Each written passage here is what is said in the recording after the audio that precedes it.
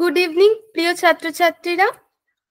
আজ আমরা paper 1 UGC net এক্সামিনেশনের unit 9 অর্থাৎ পিপল, এনভায়রনমেন্ট অ্যান্ড ডেভেলপমেন্ট থেকে কিছু প্রশ্ন এবং এই ইউনিটটা তোমরা কিভাবে পড়বে এবং এই ইউনিটটা কিভাবে কভার করবে সেটার একটা রোডম্যাপ জানবো। এছাড়াও এই ইউনিট থেকে আগে কেমন প্রশ্ন এসেছে এবং আসন্ন যে নেট এক্সামিনেশনটা তোমাদের রয়েছে সেখানে কেমন প্রশ্ন আসার সম্ভাবনা রয়েছে সে সম্পর্কেও জানবো। ঠিক আছে, আমরা প্রথমে আজকে ডিসকাস করব যে কি ধরনের টপিকস এই ইউনিটের মধ্যে রয়েছে যেগুলো ভীষণ ইম্পর্টেন্ট, যেগুলো আমাদের কভার করা অত্যন্ত প্রয়োজন।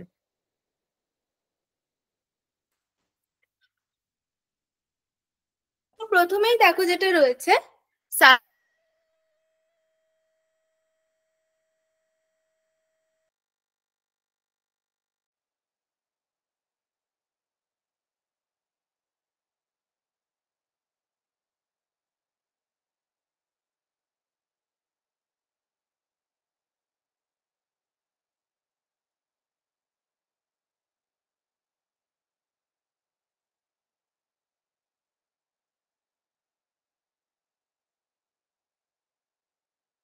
এই ধরনের প্রশ্ন এসেছে। বিশেষত এই অংশ থেকে তোমরা কিছু স্টেটমেন্ট আকারেই প্রশ্ন দেখতে পাবে।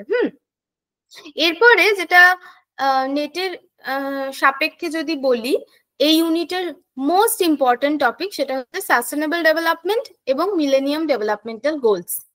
ঠিক আছে, এই দুটো সম্পর্কে তোমাদের ডিটেল একটা আন্ডারস্ট্যান্ডিং থাকা অত্যন্ত প্রয়োজন।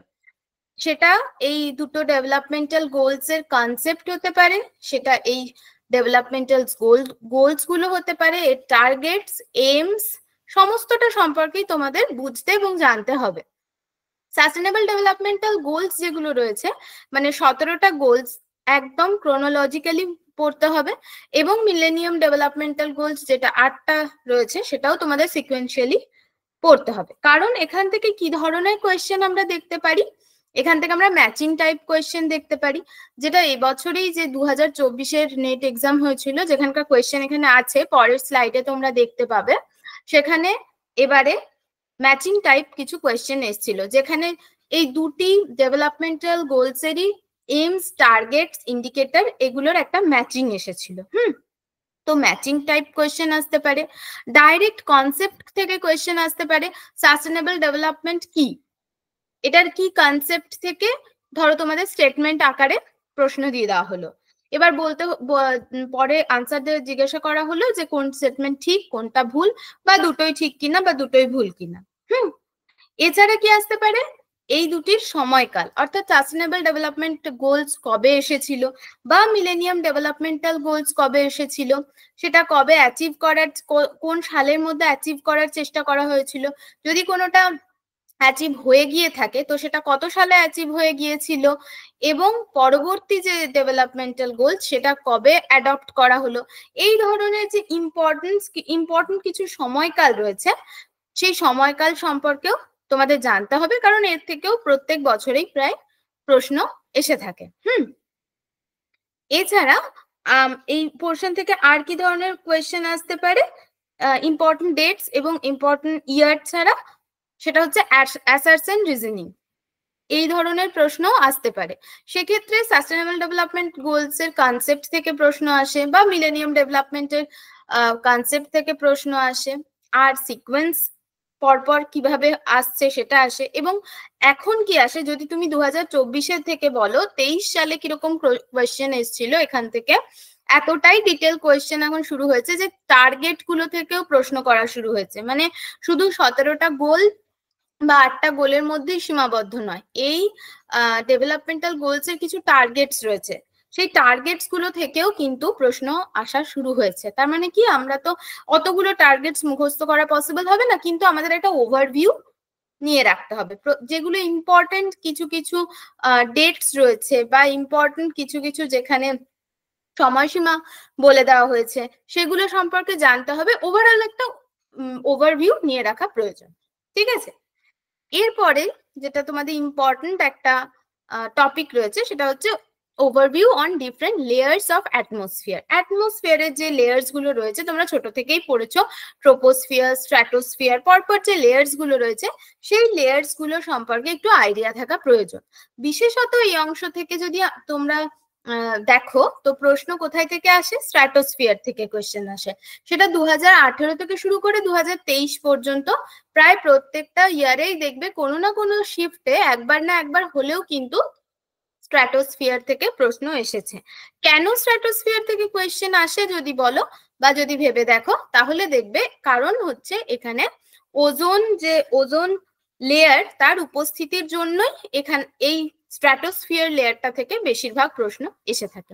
ফলে তোমাদের এবারে যে ট্রোপোস্ফিয়ারের কোনো কিছু ফিচার্স নিয়ে প্রশ্ন আসবে না সেটা তো আমরা জানি না, তাই প্রত্যেকটা লেয়ার্সেরই কিছু বিশেষ বিশেষ আসপেক্ট বা বিশেষ বিশেষ ফিচার্স সম্পর্কে আমাদের জেনে রাখা প্রয়োজন। ঠিক আছে, থার্ড যে জিনিসটাতে আমাদের কনসেন্ট্রেট করতে হবে সেটা কি? Pollution and its management. 2024-এ দাঁড়িয়ে তোমরা সবাই জানো এখন গ্লোবাল ওয়ার্মিং এর রেট কত বেড়ে গেছে। এত আমরা সবসময় শুনতে পাচ্ছি যে গ্লোবাল ওয়ার্মিং বেশি হচ্ছে, বিভিন্ন ধরনের পলিউশনের পরিমাণ আমাদের পরিবেশে অত্যন্ত বেশি পরিমাণে বেড়ে যাচ্ছে। এবার এই পলিউশন বেড়ে গেলে কি হবে? কিসের ক্ষতি হবে? এনভায়রনমেন্টের ক্ষতি হবে। আর এনভায়রনমেন্টের ক্ষতি হওয়া মানেই কি? এনভায়রনমেন্টে উপস্থিত মানুষ, হিউম্যান বিং, তাদের উপর ক্ষতি হতে চলেছে, তাই তো? তাই জন্য পলিউশন গুলো আমাদের কিরকম কি পলিউশন হচ্ছে এনভায়রনমেন্টে এবং সেই পলিউশন কি করে ম্যানেজ করতে পারি, এনভায়রনমেন্টে কি করে ভালো করা যায় এবং তার ফলে হিউম্যান ডেভেলপমেন্ট কিভাবে হয় সেটা জানা দরকার। তাই জন্যই pollution and its management topic থেকে এখানে রাখা হয়েছে। সেক্ষেত্রে আমরা নেটের পার্সপেক্টিভ থেকে যদি দেখি, এখান থেকে মূলত এয়ার, ওয়াটার, সয়েল এবং নয়েজ পলিউশন থেকে প্রশ্ন আসে। তার মধ্যে খুব বেশি পরিমাণে প্রশ্ন দেখা যায় এয়ার পলিউশন থেকে, ওয়াটার থেকেও কিছু দেখা যায়, সয়েল এবং নয়েজ থেকে কিছুটা হলেও কম দেখা যায় প্রশ্ন। নয়েজ থেকে কেমন প্রশ্ন আসতে পারে? এই ধরনের একটা নয়েজের দেখবে চার্ট থাকে যে এত ডেসিবেলের উপরে নয়েজ হওয়া মানে তোমার নয়েজ পলিউশন হয়, সেই সংখ্যাটা, সেই চার্টটা সম্পর্কে জানতে হতে পারে। 22 সালে এরকম একটা কোয়েশ্চেন এসেছিল যে নয়েজ পলিউশনের যে একক যার দ্বারা মাপা হয় তাকে কি বলে? ডেসিবেল বলে। এই ধরনের ছোট ছোট প্রশ্ন আসে। এবং এয়ার পলিউশন থেকে কিরকম প্রশ্ন আসতে পারে? প্রাইমারি পলিউটেন্টস গুলো জানতে হবে, সেকেন্ডারি পলিউটেন্টস গুলো জানতে হবে, স্মগ সম্পর্কে জানতে হবে, অ্যাসিড রেন সম্পর্কে জানতে হবে।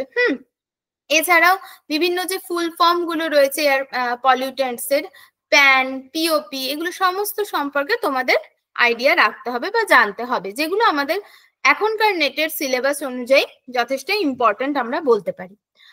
এরপরে যেটা এখন যথেষ্ট গুরুত্ব পাচ্ছে তা হলো পলিউশনকে কি করে ম্যানেজ করা যায়, মানে পলিউশন কন্ট্রোল মেজার এবং ওয়েস্ট ম্যানেজমেন্ট। এবার তোমরা যদি ওয়েস্ট ম্যানেজমেন্টের দিকে দেখো তাহলে গভর্নমেন্ট বিভিন্ন ধরনের মেজার্স নিয়ে আসছে বা বিভিন্ন ধরনের স্কিমস লঞ্চ করছে ওয়েস্ট ম্যানেজমেন্টের জন্য। তো সেই স্কিমস গুলো, গভর্নমেন্টাল স্কিমস গুলো সম্পর্কে জানতে হবে, বুঝতে হবে যে কি ধরনের স্কিমস আসছে, নতুন নতুন কি ধরনের স্কিম প্রত্যেক বছর লঞ্চ করছে গভর্নমেন্ট, কেন না এনভায়রনমেন্টাল যে পলিউশন হচ্ছে সেটা রিডিউস করার জন্য রিসেন্ট যে ইভেন্ট গুলো হচ্ছে সে সম্পর্কে একটা আইডিয়া থাকা প্রয়োজন। এছাড়া types of disease caused by anthropogenic activities, অর্থাৎ আমরা যে ধরনের হিউম্যান মানে মানুষের এনভায়রনমেন্টের অতিরিক্ত রিসোর্স ব্যবহার করার ফলে কিছু কিছু ক্ষয়ক্ষতি হয়, সেই ক্ষয়ক্ষতির জন্য অনেক সময় বিভিন্ন ধরনের ডিজিজ হতে পারে, বিভিন্ন ধরনের ডিজিজের কি বলবো আওতায় মানুষ আসতে পারে। সেই ডিজিজ গুলো যেমন ধরো বিভিন্ন হ্যাজার্ডস এর কারণেও ডিজিজ হয়। যেমন আমরা দেখি যে ন্যাচারাল হ্যাজার্ডস গুলো এখানে আমরা পড়বো, এরপরেই আছে ন্যাচারাল ডিজাস্টার বা টাইপস অফ হ্যাজার্ডস। এই হ্যাজার্ডস গুলো থেকেও কিন্তু অনেক ক্ষেত্রে অনেক পার্টিকুলার রিজিয়নে খুব বেশি পরিমাণে কোনো একটা হয়তো দেখা গেল ডিজিজ বেড়ে গেল, কিছু কিছু সেরকম ডিজিজ আছে, সে সম্পর্কে একটু জ্ঞান রাখতে হবে এই ইউনিটটা কভার করার জন্য, কারণ কখনো কখনো সেখান থেকেও কোয়েশ্চেন আসে। যেমন মিনেমাটা ডিজিজ সম্পর্কে প্রশ্ন তোমাদের প্রিভিয়াস ইয়ারে দেখতে পাবে। এছাড়াও বিভিন্ন অঞ্চলের ধরো ওয়াটারে মানে জলের মধ্যে কিছু পলিউটেন্টস থাকে যার জন্য ডিজিজ হয়, সেই ডিজিজ গুলো সম্পর্কে জানতে হবে। ঠিক আছে, কারণ সেখান থেকেও কিন্তু প্রিভিয়াস ইয়ারে প্রশ্ন এসেছে। এরপরে যে টপিকটা তোমাদের খুব ইম্পর্টেন্ট সেটা হচ্ছে এনার্জি এবং অল্টারনেটিভ এনার্জি রিসোর্সেস। এবার আমরা যদি রিসেন্ট ইয়ারের দিকে তাকাই তাহলে দেখতে পাবো কি যে অল্টারনেটিভ এনার্জি রিসোর্স থেকে বেশিরভাগ প্রশ্ন আসছে। অল্টারনেটিভ এনার্জি রিসোর্স বলতে আমরা কি বুঝছি, অর্থাৎ রিনিউয়েবল এনার্জি যেগুলো রয়েছে, সোলার, উইন্ড, ওয়াটার, হ্যাঁ, এই ধরনের যে এনার্জি রিসোর্স গুলো রয়েছে সেখান থেকে প্রচুর প্রশ্ন আসছে। তার কারণ কি? তার কারণ গভর্নমেন্ট এখন বর্তমানে প্রতিনিয়ত চেষ্টা করছে এই রিনিউয়েবল এনার্জি সোর্সটাকে বৃদ্ধি করতে, বাড়াতে। তার জন্য নানা রকমের স্কিমস নিয়ে আসছে, নানা রকমের ইনিশিয়েটিভস নিয়ে আসছে। সেই ইনিশিয়েটিভস গুলো জানতে হবে, সেই স্কিমস গুলো জানতে হবে। যেমন সোলার এনার্জি থেকে একটা কোয়েশ্চেন 2023-এ এসেছিল যে বর্তমানে হিউম্যান বিং যে ইলেকট্রিসিটিটা কনজিউম করে তার মধ্যে 50% কিন্তু আমাদের এখন রিনিউয়েবল এনার্জি সোর্স থেকে আসছে। সেটি কোন কোন রিনিউয়েবল এনার্জি? সেখানে আনসার হবে কি সোলার এনার্জি। এবার তোমরা সেটা জেনে গেছো সোলার এনার্জি থেকে আসছে। এবার এখন জানতে হবে উইন্ড এনার্জি কতটা আমাদের দিচ্ছে, কতটা ওয়াটার এনার্জি থেকে আমরা পাচ্ছি। যেহেতু 23-এ এসছে, 24-এ এরকম আসতে পারে, তাই না? এছাড়াও সোলার এনার্জির আরো কি কি নতুন নতুন স্কিমস গভর্নমেন্ট নিয়ে এসছে সেটা সম্পর্কে জানতে হবে। তারপর ধরো সোলার, উইন্ড বা ওয়াটার এনার্জি তৈরি করার জন্য কি মানে প্রসিডিওরটা কি, এটা আমরা আলোচনা করব যে এর প্রসিডিওরটা কিভাবে সোলার এনার্জি আমরা তৈরি করছি বা কিভাবে ওয়াটার এনার্জি তৈরি করছি, কোথায় টারবাইন ইউজ হচ্ছে, কোথায় সোলার প্যানেল তৈরি হচ্ছে, ইউজ হচ্ছে এই এনার্জি তৈরি করার জন্য, সেগুলো সম্পর্কে একটু একটু আইডিয়া রাখতে হবে। কারণ প্রিভিয়াস ইয়ারে এখান থেকে কোয়েশ্চেন যথেষ্ট পরিমাণে এসছে। যদি তোমরা 2023-এর কোয়েশ্চেনটা দেখো সেখানে দেখবে এই যে 6 নম্বর পয়েন্টটা অর্থাৎ climate change and global environmental issues, এখান থেকেই ম্যাক্সিমাম কোয়েশ্চেন্স এসেছে। গ্লোবাল ওয়ার্মিং, ক্লাইমেট চেঞ্জ এগুলো তো আছেই, এছাড়া কি national action plan on climate change NAPCC, এই এই পার্টিকুলারলি এই টপিক থেকে আমরা প্রত্যেকটা শিফটে 2023-এ কোথাও একটা কোথাও দুটো প্রশ্ন দেখতে পেয়েছি। তার মানে কি আমাদের প্রতিনিয়ত, বুঝতে পারছো এটা, যে যত রিসেন্ট ফেনোমেনা আছে বা রিসেন্ট যে অ্যাক্টিভিটিস গুলো আমাদের সোসাইটিতে হচ্ছে, প্রশ্নও কিছুটা সেই বিষয়টাকে মাথায় রেখেই করা হচ্ছে। অর্থাৎ কি ক্লাইমেট চেঞ্জ হচ্ছে, আমরা দেখছি গ্লোবাল এনভায়রনমেন্টে একটা ক্ষতি হচ্ছে বা গ্লোবাল ওয়ার্মিং হচ্ছে, খুব বেশি পরিমাণে হচ্ছে যেহেতু, সেহেতু কোয়েশ্চেনেও এর এফেক্ট দেখা যাচ্ছে যে ক্লাইমেট চেঞ্জ থেকে প্রশ্ন আসছে। এছাড়া প্রত্যেকটা বছর প্রত্যেকটা শিফটে যে প্রশ্নটা অবশ্যই আসবে সেটা হচ্ছে কি ইন্টারন্যাশনাল এগ্রিমেন্টস গুলো থেকে প্রশ্ন আসে। মানে কি, যে প্রোটোকলস গুলো আছে তোমাদের, মানে বিভিন্ন ধরনের Montreal protocols, Kyoto protocols, Paris agreement, এরকম বিভিন্ন ধরনের প্রোটোকলস বা এগ্রিমেন্টস এসছে এনভায়রনমেন্টের বিষয়টা মানে বেটার করার জন্য বা এনভায়রনমেন্টাল অ্যাক্ট তৈরি করার জন্য। তো সে প্রত্যেকটা অ্যাক্ট বা প্রত্যেকটা এগ্রিমেন্টস থেকেই কিন্তু প্রত্যেক বছর একটা প্রশ্ন আসে। যেমন তোমাদের সাস্টেনেবল ডেভেলপমেন্টাল গোলস থেকে একটা প্রশ্ন আসবেই প্রত্যেকটা শিফটে, এক্স্যাক্টলি সিমিলারলি এরকম ইন্টারন্যাশনাল প্রোটোকলস এবং এগ্রিমেন্টস গুলো থেকেও একটা না একটা প্রশ্ন আসবেই প্রত্যেকবার। ঠিক আছে, এবারে যদি বলো যে এই এখান থেকে আমরা কি কি জানবো, এখান থেকে আমরা জানবো যে কবে এসেছিল এই প্রোটোকলস গুলো, এক্স্যাক্টলি সালটা কত, কোন সালে প্রথম এসেছিল, কোন সালে আমরা এটা দেখতে পেয়েছি যে ইমপ্লিমেন্টেড হয়েছে। এছাড়া আর কি আসতে পারে, এখান থেকে ম্যাচিং টাইপ কোয়েশ্চেন হতে পারে, কোথায় হয়েছিল প্রোটোকলস গুলো। এছাড়া সিকোয়েন্স আসতে পারে, সিকোয়েন্সিয়ালি জিজ্ঞাসা করতে পারে প্রথমে কোনটা এসেছে, প্রথমে কোন প্রোটোকল এলো, ধীরে ধীরে কিভাবে ইভলিউশন হলো, সেখান থেকেও প্রশ্ন প্রত্যেক বছর আসেই। ঠিক আছে, এই ছিল তোমাদের ওভারঅল যেগুলোতে তোমাদের ইম্পর্টেন্ট টপিক আমরা কভার করেছি। এছাড়াও ডিজাস্টার, ন্যাচারাল ডিজাস্টার যেগুলো হচ্ছে সেগুলো হওয়ার কারণ কি, রিজন কি, বিভিন্ন ইম্পর্টেন্ট হ্যাজার্ডস গুলো সম্পর্কে, রিসেন্ট হ্যাজার্ড সম্পর্কে প্রশ্ন আসতে পারে। যেমন যে যখন তোমাদের কোভিড এর পরের যে এক্সামিনেশনটা ছিল সেখানে কোভিড থেকে প্রশ্ন এসেছিল, ভাইরাসটা থেকে প্রশ্ন এসেছিল। তো রিসেন্ট যে যদি কোনো বড় ডিজাস্টার হয়ে থাকে বা কোনো হ্যাজার্ডস হয়ে থাকে, ধরো বারবার করে কোনো ঝড় ঝঞ্ঝা হচ্ছে, তো সেখান থেকেও ন্যাচারাল হ্যাজার্ডস থেকেও প্রশ্ন আসতে পারে। এখানে কিছুটা তোমাদের যে কারেন্ট অ্যাফেয়ার্স রয়েছে বা কারেন্ট যে এনভায়রনমেন্টাল ইস্যুস গুলো রয়েছে সেগুলো যদি তোমরা মাথায় রাখো, সেখান থেকে কিছু প্রশ্ন করতে পারবে। গভর্নমেন্টের যে স্কিমস গুলো আসছে ডেভেলপমেন্টের পারপাসে, সেগুলো সম্পর্কেও যদি একটু নলেজ গেইন করো, তাহলে এই ইউনিটটা ইজিলি কভার করতে পারবে। ঠিক আছে, এবারে আমরা কিছু প্রিভিয়াস ইয়ারের কোয়েশ্চেন দেখে নেব। দেখো এখানে সাস্টেনেবল ডেভেলপমেন্টাল গোলস এবং মিলেনিয়াম ডেভেলপমেন্টাল গোলস থেকে আমরা 2020 সালের একটা প্রশ্ন প্রথমেই দেখছি, যে আন্ডার গোল 2 অফ এমডিজি অর্থাৎ millennium developmental goals, UN member countries were ensured that by 2015 children everywhere, boys and girls, would be complete the full course on primary education, secondary education, tertiary education or skill based education. অর্থাৎ প্রত্যেকটা boys এবং girls বা overall চিলড্রেনদের কোন এডুকেশনটা complete করতে হবে সেটা MDG second গোলে বলা হয়েছিল। তো এখানে আনসার হবে কি প্রাইমারি এডুকেশন।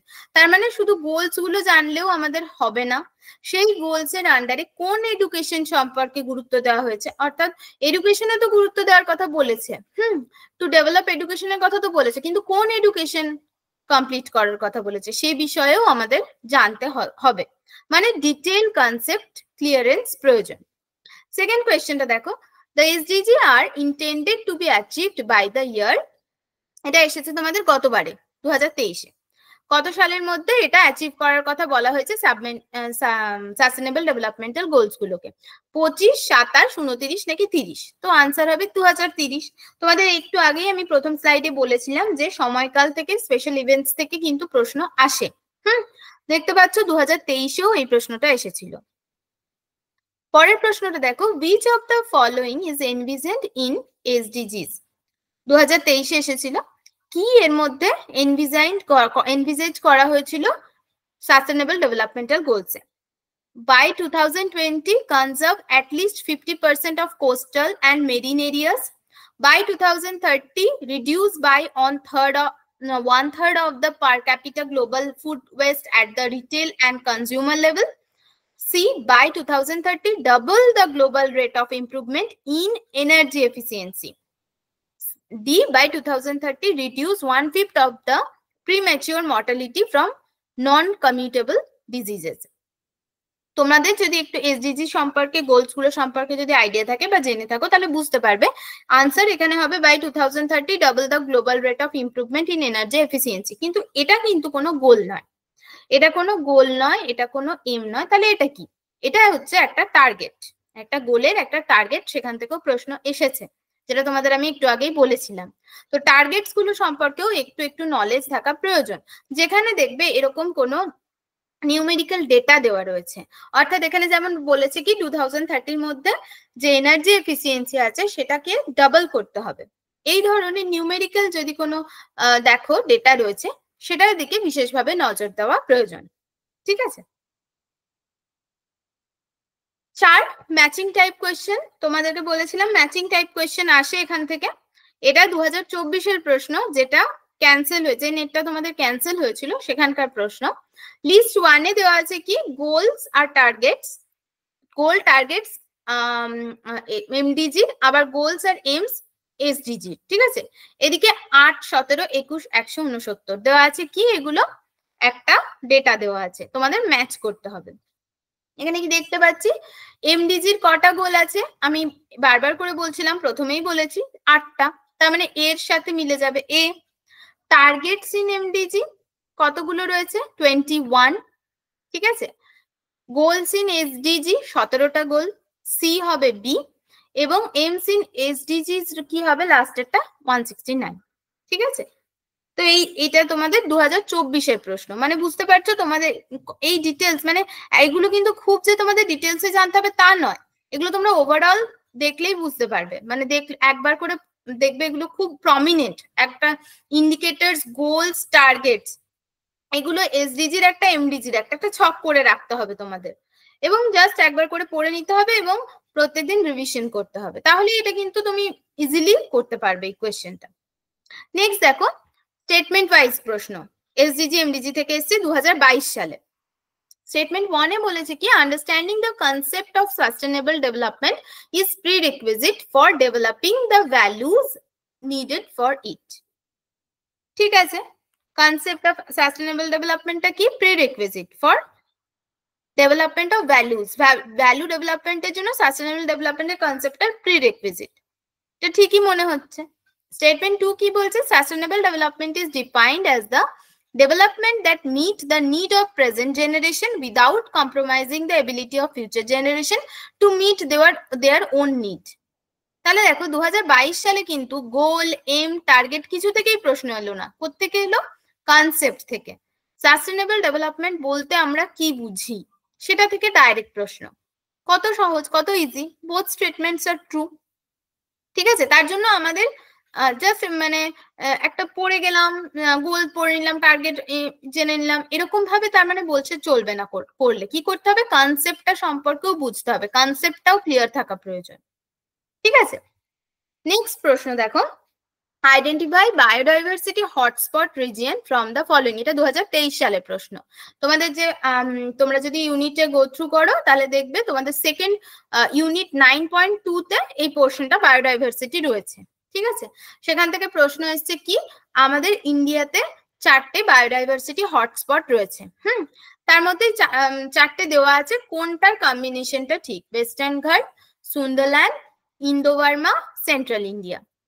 বুঝতেই পারছো এটা খুব ইজি। আমাদের ইন্ডিয়াতে টোটাল 4টে যে বায়োডাইভার্সিটি হটস্পট রয়েছে সেগুলো কি কি, ওয়েস্টার্ন ঘাট, সুন্দরল্যান্ড, ইন্দো বার্মা, সেন্ট্রাল ইন্ডিয়া হবে না, সেন্ট্রাল ইন্ডিয়া বাদ যাবে, এখানে অ্যাকচুয়ালি হিমালয়াসটা আরেকটা, তাহলে এখানে হিমালয়াস নেই, তাহলে এ বি সি হবে আনসার। ঠিক আছে, তারপরে নেক্সট কোয়েশ্চেনটা দেখো, এটাও 2023 এসছে আর একটা অন্য শিফটে, সেখানেও বায়োডাইভার্সিটি থেকে প্রশ্ন করা হয়েছে কি এখানে বলা হয়েছে যে কোন কোনগুলো হটস্পট রিজিয়ন। তারপরেই আমরা দেখতে পাচ্ছি স্টেটমেন্ট ওয়াইজ একটা কোয়েশ্চেন এসছে যে to qualify as a biodiversity region it must contain 15,000 species of vascular plants. আর স্টেটমেন্ট 2 তে বলা হয়েছে কি this area must have 50% or more than that of its original vegetation. ঠিক আছে, এবারে বলা হচ্ছে একটা বায়োডাইভার্সিটি রিজিয়ন হতে গেলে এই দুটোর মধ্যে কিছু একটা থাকতে হবে। এবার স্টেটমেন্ট 1 এ একটা বলা হয়েছে, স্টেটমেন্ট 2 তে একটা বলা হয়েছে, ঠিক কিনা ভুল বলতে হবে। তার মানে শুধু বায়োডাইভার্সিটি হটস্পট রিজিয়ন সম্পর্কে জানলে চলবে না, বায়োডাইভার্সিটি হটস্পট আসলে কি, বায়োডাইভার্সিটি হটস্পট হতে গেলে একটা রিজিয়নকে কি কি থাকতে হবে সে সম্পর্কে জানতে হবে। যারা জানো প্রশ্নটা দেখেই বুঝতে পারবে যে এখানে একটা ছোট্ট মিস্টেক করে দেওয়া আছে, যার জন্য প্রথম স্টেটমেন্টটা ইনকারেক্ট হয়ে গেছে। To qualify as a biodiversity region, it must contain not 15,000, it is 1,500 species of vascular plants। মানে কি একটা জিরো এখানে কমে গেলেই অ্যাকচুয়ালি স্টেটমেন্ট 1টা কারেক্ট হতো, এখানে নেই, তার মানে স্টেটমেন্ট 1 ভুল দেওয়া আছে। তারপরে কি বলা আছে this area must have 50% or more than that of its original vegetation। এটাও যারা জানো তারা দেখে বুঝতে পারছো যেখানে কি ছিল, অ্যাকচুয়ালি কি বলা আছে, অ্যাকচুয়ালি বলা আছে যে this area must have 30% or less than that of its original vegetation। তার মানে দুটো স্টেটমেন্টই ভুল, দুটো স্টেটমেন্টই incorrect, both statement 1 and statement 2 আর ইনকারেক্ট, এটাই হবে সঠিক আনসার। ফলে এটা বুঝতে পারছো যে শুধুমাত্র আমাদের রিজিয়ন গুলো সম্পর্কে জানলে চলবে না, কি জানতে হবে সেই সম্পর্কে কনসেপ্টটাও ক্লিয়ার থাকতে হবে। এটা আমরা সাস্টেনেবল ডেভেলপমেন্টের ক্ষেত্রেও কিন্তু সেম জিনিস দেখলাম, ওখানেও কনসেপ্ট থেকে প্রশ্ন আসছে, বায়োডাইভার্সিটি থেকেও কনসেপ্ট থেকে প্রশ্ন আসছে, মানে প্রত্যেকটা টপিকের কনসেপ্ট জানা কিন্তু অত্যন্ত প্রয়োজন। ঠিক আছে, নেক্সট প্রশ্ন দেখো which layer of the earth's atmosphere absorbs most ultraviolet UV radiation from the sun। এটাও আগের বছরের কোশ্চেন। কোন লেয়ারটা, তোমাদের এটা আমি পড়াতে প্রথমেই রোডম্যাপটা বানাতে গিয়েই বলেছি যে এটার আনসার হবে stratosphere. Most of the questions দেখবে স্ট্র্যাটোস্ফিয়ার থেকেই জিজ্ঞাসা করা হয়, তার কারণ এইটাই যে এখানে আল্ট্রাভায়োলেট রেটা ওজোন লেয়ারের উপস্থিতির কারণে এখানে অ্যাবজর্ব হয়, সেজন্য এটার ইম্পর্টেন্স রয়েছে। Ninth, a key component of Swachh Bharat Mission, Gramin, SLWM stands for. 2023 question এটা কোথায় থেকে এসছে? এটা ওয়েস্ট ম্যানেজমেন্টের যে পোর্শনটা, সেখানে একটা গভর্নমেন্ট ইনিশিয়েটিভ, তোমরা জানো অনেকেই, আর যদি না জানো তাহলে পড়তে পড়তে জেনে যাবে যে ওয়েস্ট ম্যানেজমেন্টের জন্য গভর্নমেন্ট থেকে স্বচ্ছ ভারত মিশনের একটা স্কিম লঞ্চ করা হয়েছিল, যেটা এখন কি চলছে, এখন 2.0 চলছে। তার মানে কি, এর আগে এটা এসেছিল যখন একটা টাইম ছিল, সেই টাইমের মধ্যে সেটা অ্যাচিভ করে নিয়েছে। এখন চলছে কি 2.0, যখন সেটা এসেছিল তখন ছিল স্বচ্ছ ভারত মিশন জি, ঠিক আছে, যেখানে 2019-এর মধ্যে বলা হয়েছিল কি ইন্ডিয়াতে যে ওপেন ডেফিকেশন রয়েছে, ওপেন ডেফিকেশন ফ্রি করে দিতে হবে ইন্ডিয়াকে। এবং তার জন্য মোর দ্যান 100 মিলিয়ন টয়লেটস তৈরি করা হয়েছিল 6 লাখ ভিলেজেসে। এখন যেটা চলছে, এখন চলছে স্বচ্ছ ভারত মিশন 2.0। এখানে কি এম করা হয়েছে যে গার্বেজ ফ্রি সিটি তৈরি করা হবে বাই 2026, ঠিক আছে। এবং এখানে আরো একটা এম নেওয়া হয়েছে কি যে স্যানিটেশন সম্পর্কে এবং সলিড ওয়েস্ট ম্যানেজমেন্টের বিভিন্ন ইনফ্রাস্ট্রাকচার ইউনিট তৈরি করতে হবে এবং ওয়েস্ট টু ওয়েলথ এই মিশনকে প্রমোট করতে হবে, ঠিক আছে।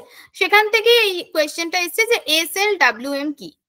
Solid waste, solid and liquid waste management, state level waste management, state level water management, sanitation and liquid waste management। তো আনসার হবে solid and liquid waste management।